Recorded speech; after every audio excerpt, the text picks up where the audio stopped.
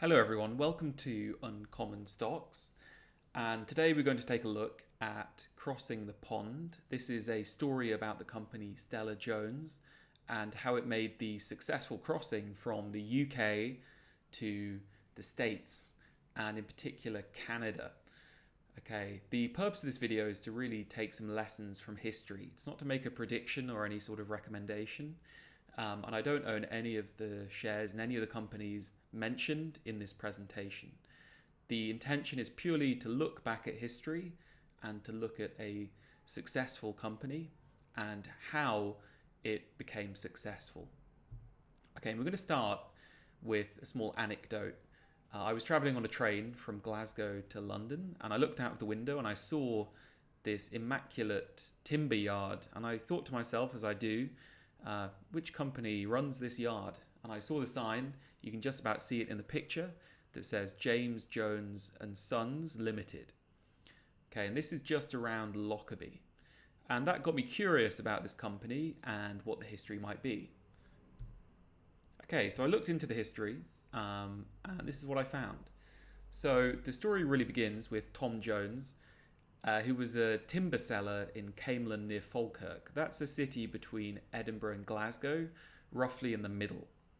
And it starts in 1838. In fact, it starts before that with his father, John Jones, who also moved to a place called Kincardine, just to the north of Falkirk. And then his son, Tom Jones, begins selling timber around that area. James Jones is then born in 1840, the man who will give his name to this company. And he showed some entrepreneurial flair from the very beginning. At age 21, he was running a nail manufacturer called the Jones and Forbes Company. So he made a partnership for this company, and they were selling nails. And this actually became a bigger business than the timber business because of the demand from horseshoes. If you can imagine, all the horseshoes needs to be nailed into the hooves of the horses. And at that time, the demand was very large, and the timber operation was relatively small.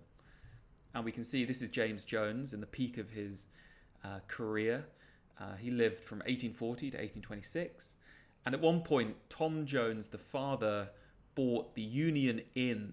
And this is quite a symbolic inn, because we can see the Union Canal, which it's named after, running in the foreground, and then the inn in the background. And this Union Canal will go all the way from Glasgow to Edinburgh, connected by the Forth and Clyde Canal. And that will be important in the story. Okay, so after the nail industry started to fade away, the timber industry started to outpace the nail industry. And this mainly came from the demand from collieries. And this is basically plants that produce coal. And obviously they mine the coal from under the ground. And you need lots of struts, wooden struts, to hold open the mine shafts. And also from railway cars. At this time, the railways were booming. And as you can see on the map where Larbert and Camelon is, you can see that the railway ran straight through the town. And this is an idea of what the collieries looked like at the time. This was a nearby colliery called Herbertshire, and there was a very large demand from the collieries for wood. And right at the bottom left of this map, we can see where the modern Falkirk Wheel is located. If you haven't been to Falkirk, you may know about the wheel. And before the wheel, there was this series of 11 locks where ships would move down from the Forth and Clyde Canal to the Union Canal. So it's quite an important intersection for the canals and for the local economy. And another important company in the nearby economy was the Carron Company Iron Works, which was located just up there in the northeast on the side of Larbert. The Jones Company will be soon located by the train station in Larbert.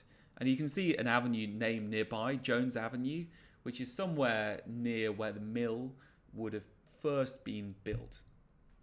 Okay, we can see in 1905 that the James Jones and Sons Limited company was formed officially. You can find this on Companies House. And you can see the initial capital was £25,000, and you can see his signature dated 29th of March 1905, and they paid 10 shillings to register this company. Okay, and we're going to quickly go through the series of family members who ran this company up until today. So Tom Bruce Jones, the next in line after James Jones, was born in 1872, and he's the one who moved the mill to Larbert near the train station in 1874. He established also the Jones and Campbell Iron Foundry, which closed in 2002.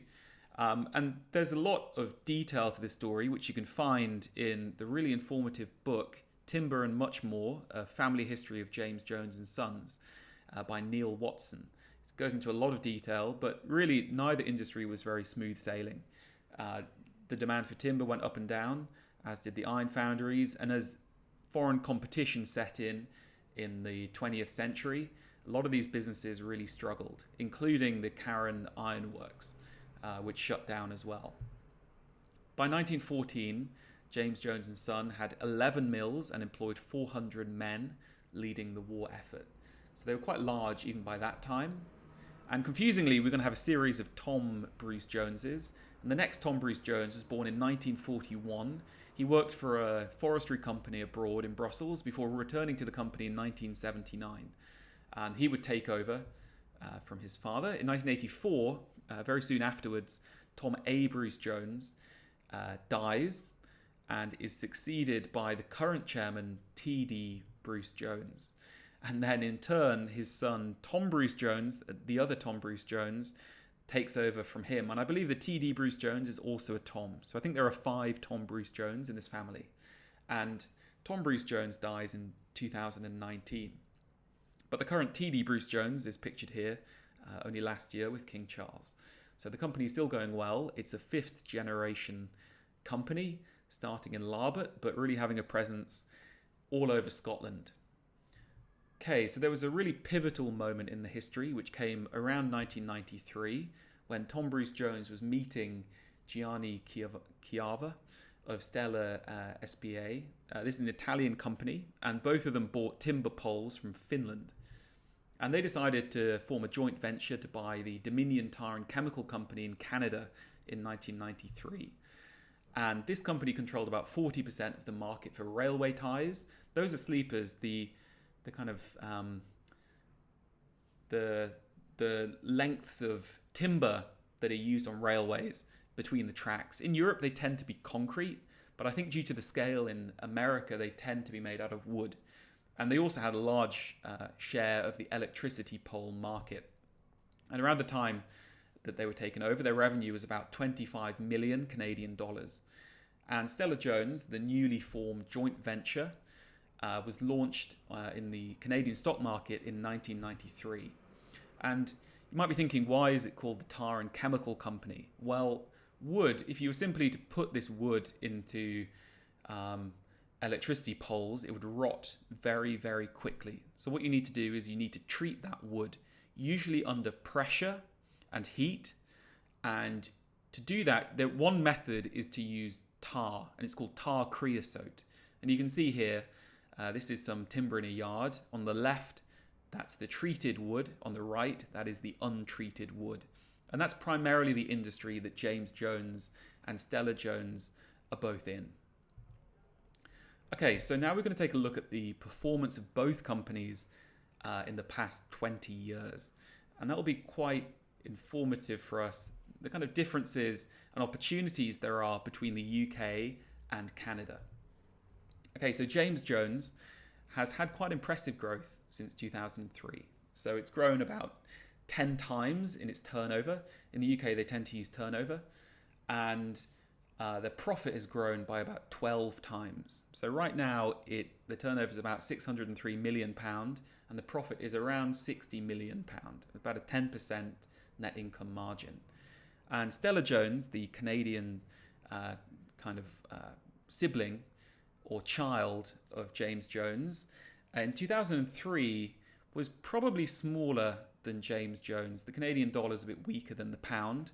So even in 2003, it would have been a fair bit smaller than James Jones. But now you can see with $3.3 billion Canadian dollars in revenue and 326 million Canadian dollars in profit, it is significantly larger than James Jones, and it has had quite amazing growth. It's grown by about 35 times in revenue and 85 or 86 times in profit.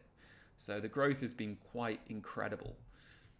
And you can see now, even this year or last year with the full annual report of 2023, they reported still their business is reliant on utility poles and railway ties primarily. There's some lumber that goes to residential and industrial purposes, but primarily they still specialize in utility poles and railway ties. Okay, so what I like to do is do what I call a destination analysis. That's looking over the past 20 years, how did the company go from there to here in terms of its performance?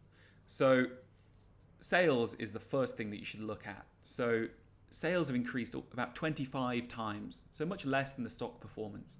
Okay, so why has the stock not just gone up 25 times? Well, that's because the profit or net income has grown about 44 times, or 4,300%. Okay, so we can see that the growth in net profit has gone from the margin's gone from about 5 to 9%. That could be down to operational leverage, so the ability to gain more profit or sell more products without increasing your costs. That's roughly what operational leverage means. But I think more likely, or both acting together, I think lumber prices recently have gone up quite significantly. And you might see the net income margin normalize back to where it was in 2004. And it may well be the case that in 2004, lumber prices weren't particularly strong. Okay, the other boost for the stock price or performance has been the PE growth. So the value of those income dollars has gone up. So each dollar is now worth 24% more. Okay, so we can start to reverse calculate the growth.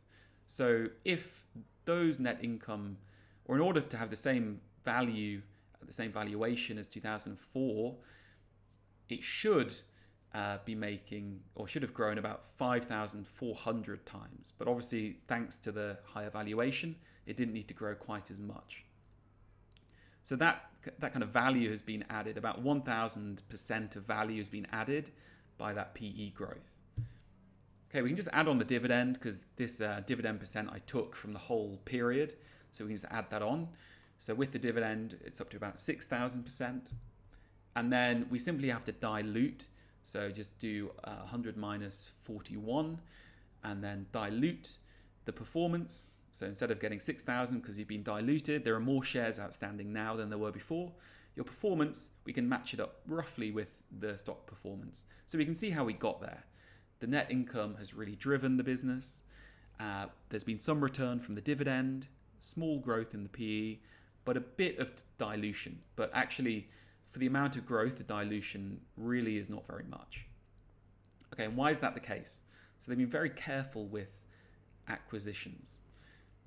So I'm going to go through the acquisitions here, but I think I've missed out a few, and there are a huge amount of acquisitions that they've done. So Guelph Utility Pole, that was quite a big one. Tangent Rail, and we can see from the acquisitions they're sticking to the utility poles and the railway tie industry. McFarland was probably the biggest one they've done so far. Again, railroads, forest products, creosoting, like we talked about earlier. All of these companies more or less in the same industry. These are recent ones. Okay, and these aren't all the acquisitions they've done. They've done even more. And primarily they seem to have funded these through cash and a few through issuing more shares. So there are various ways that you can acquire or even raise funds. One way to raise funds is selling more shares. The other way is simply to raise more debt somehow, either from public or private markets. Okay, so what do we mean by accretive acquisitions? So an accretive acquisition is when you buy a company whose PE is less than your own, usually. So per share, you're getting more earnings than your current company. So here's an example. So Texas Electrical Cooperative, this was purchased in 2022. they paid about $28 million. The sales of Texas Electrical Cooperative was about $28 million. Their inventories were $4 million. So if you could sell those inventories, the real price is about $24 million. Therefore, you need, at a PE, so the Stella-Jones PE at that time is about 10 to 11. Really, to make this accretive, it needs to make more than $2.4 million in profit. And the point is, if you don't make it that kind of hurdle of $2.4 million, you really should be buying your own shares, because your own shares are cheaper than the company that you're buying. Okay, I would kind of give some caveats to this, that likely most of these companies, I would imagine, were not making much money, and that's why they were willing to be sold to Stella-Jones. And likely what they did was they found what's called synergies. CEOs like to talk about synergies. These are cost savings or benefits to the company from bringing it into your structure and your way of working, and maybe blending together parts of your business with the business that you're acquiring. So maybe, for example, they were buying wood from this wood supplier, right? Maybe they owned like a forest. Instead of buying it off them and giving them a profit, you can then buy that company and then integrate vertically and move that forest into your own business.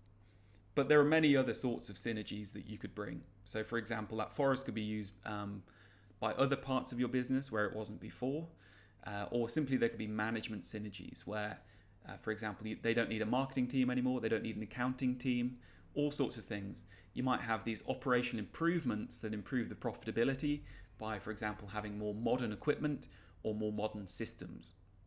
Another way of making this good value is to do some divestitures. So for example, if you had, let's say, a forest for supply of wood, and then you had, a kind of lumber cutting setup, and you don't need that anymore. You can just sell that. So you've divested yourself of that asset, and that can raise some money quickly.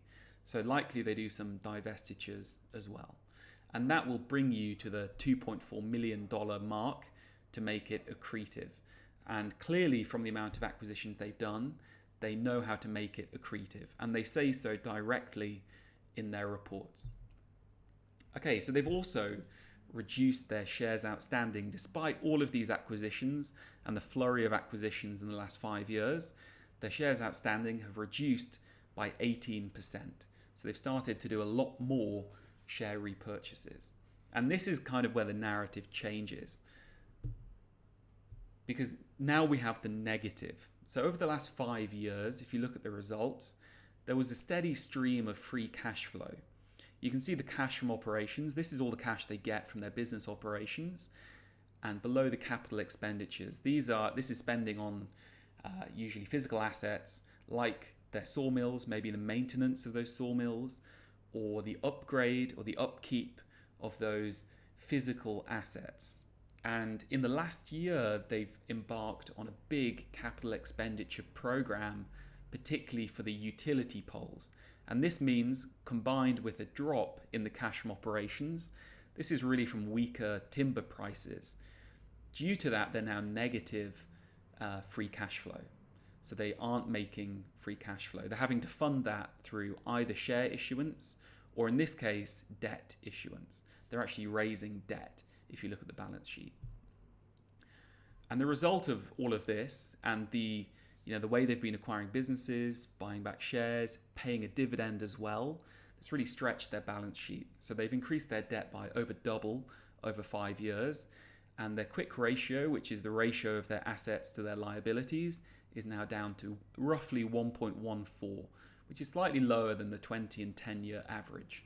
But around 1 is the kind of danger zone. So they are fairly leveraged at the moment. They have about $1 billion, Canadian dollars, in long-term debt. And if you were to value this on an enterprise value, which includes the debt, to free cash flow basis, it would be 400 times the free cash flow to get the enterprise value. Now, of course, this is because they're in a kind of cyclical downturn, and they're making very little free cash flow for the reasons they explain, that because of this big capital expenditure project. And this is what they had to say. So earlier this year in March, they said they are going to expand the annual capital expenditure program and invest an additional $25 million over the upcoming period, up to a total of $115 million to grow its utility poles product category. And they see sources of growth coming from EVs, for example, who need more electricity, data centers, all forms of grid expansion, and also, of course, a lot of stimulus going in to infrastructure in the US. So they have reasons to invest this money, but of course, in the short term, they're going to have much less free cash flow. And it's good to remind yourself that in all periods, this will be a very capital intensive business. They have a lot of machinery, they have a lot of plants, and all of these things need to be maintained, fixed, upgraded very regularly. So this is a very capital intensive business. So even when it's around a 10 times PE, when you take away CapEx, it really is 30 times usually free cash flow. So you have to take away that capital expenditure. Okay, and here it really made me think about this concept of the institutional imperative. This is this concept coined by Warren Buffett in his letter to shareholders, talking about the kind of inertia that's felt within a business. So this is what he had to say in that letter. My most surprising discovery: the overwhelming importance in business of an unforeseen force or unseen force that we might call the institutional imperative. In business school, I was given no hint of the imperative's existence, and I did not intuitively understand it when I entered the business world. I thought then that decent, intelligent, and experienced managers would automatically make rational business decisions, but I learned over time that isn't so. Instead, rationality frequently wilts when the institutional imperative comes into play. Okay, so if this is a new concept to you, what he's really describing is the fact that you would think that a management would make rational decisions. So for example, if they know this investment won't actually give a market beating return, then they wouldn't make it and they would invest elsewhere. But in fact, there are all sorts of stakeholders in a business. If you're in the railway tie industry, you don't suddenly switch to a different industry. You don't lay all those people off and sell all the plants. You actually have this institutional imperative to keep investing into your core business, even if it's not a very good business. He gives the example: as if governed by Newton's first law of motion, institution will resist any change in its current direction. So they've been on this direction so long, over 100 years, that they will continue in this business. Just as work expands to fill available time, corporate projects or acquisitions will materialize to soak up available funds. Now, this is really about the discipline that management has with the cash flows that it receives. Now, Stella-Jones, I don't think, is at risk of this, but if it seemed as though they were embarking on excessive capital expenditure, this is where they would really be just doing corporate projects for its own sake. And finally, any business craving of the leader, however foolish, will be quickly supported by a detailed rate of return and strategic studies prepared by his troops. So the people who work for that company will find any way to justify that investment. The behavior of peer companies, whether they're expanding, acquiring, setting, executive compensation or whatever, will be mindlessly imitated. Institutional dynamics, not venality or stupidity, set business on these courses, which are too often misguided.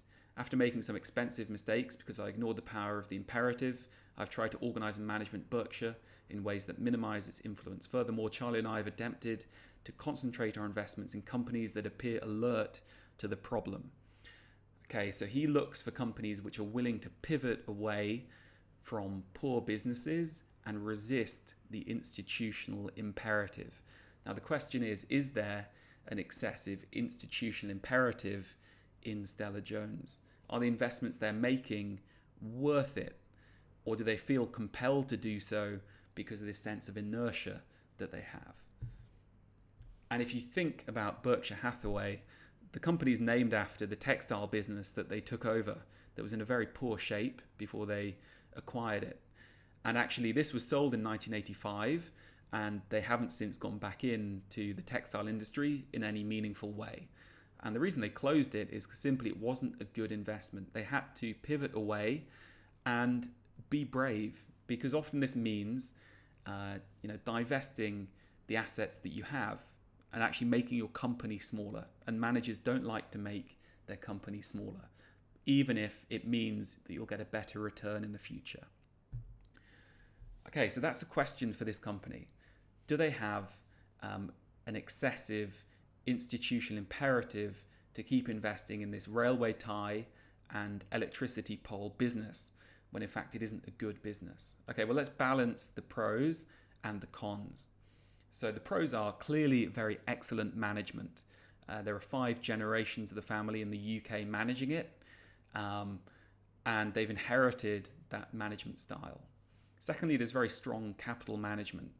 After saying everything that I've said, they still have a clear dividend policy, a clear policy of accretive acquisitions, a clear policy of repurchasing shares. They also have a dominant market position.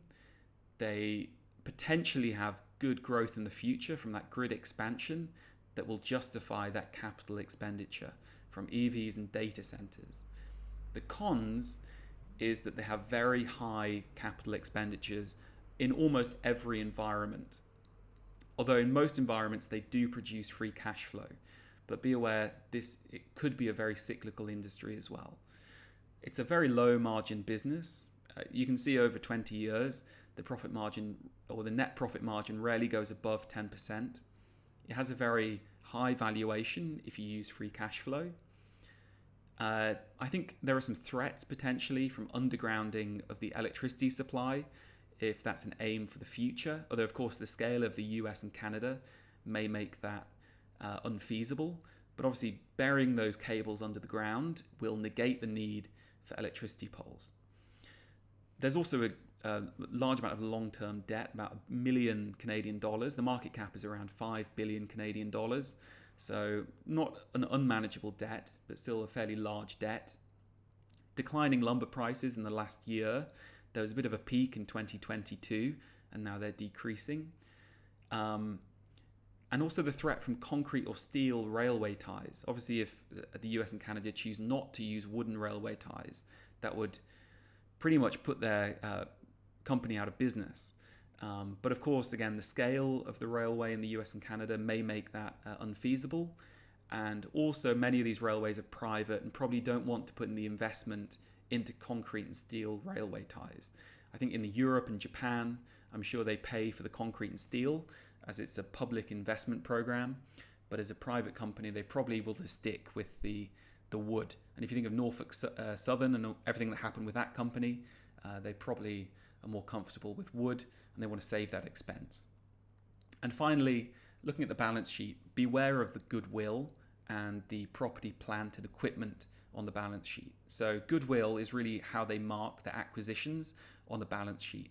But be aware that this can always be written down at any point if they think the value of those acquisitions is lower than what they paid for it. And also the property, plant and equipment, always be aware that any sort of form of plant, like the mills that they have or the treatment plants, they probably wouldn't fetch in an auction the value that they've put on the balance sheet. So it's very possible that if they sold off all their assets, it wouldn't be worth 902 million Canadian dollars, because you need to find a company that's willing to buy that from them. And if there's, for example, a downturn, there won't be many buyers. So the balance sheet can turn very quickly. So just be aware of that. Okay, but what are the takeaways? I said I was looking for lessons in this. I think the lessons are having a long-term mindset. You can see that with the family ownership over 5 generations. Capital management is always important. You can see that with the policies that they employ. The accretive acquisitions, they're a great example of this, and they've produced a huge amount of value from doing this. And really the big lesson is the UK business, however great, was nowhere near able to match the American business. And that speaks to the huge opportunity, the size of the country, the land, the expanding economy in the Americas. And even if James Jones in the UK took market share, they couldn't match what America looks like and the opportunities over there. Okay, generational family ownership, I mentioned that. The institutional imperative and trying to judge if a company is plagued by that. Most companies do have an institutional imperative. I think car manufacturers, General Motors, Mercedes, BMW, over 30, 40 years, they don't perform anywhere near the market because there are simply too many stakeholders at play, and they simply can't close down the business because it's a bad business. Same with airlines. Airlines chronically underperform and over a long period of time are barely profitable, but again, there's an institutional imperative to keep them working. And finally, there's this view about capital expenditures that actually some view them as widening your moat. If you invest into a good property, a good plant, then actually your advantage goes up. So if they strengthen their railway tie business in the upcoming year, they will have a moat for the next 10 years. That's one view. The other view is that really it's just wasted money. Most of it goes to maintenance capex rather than growth capex, and simply it's a cost which really should be in the income statement. So there's two different views of capex. Hopefully that was quite informative.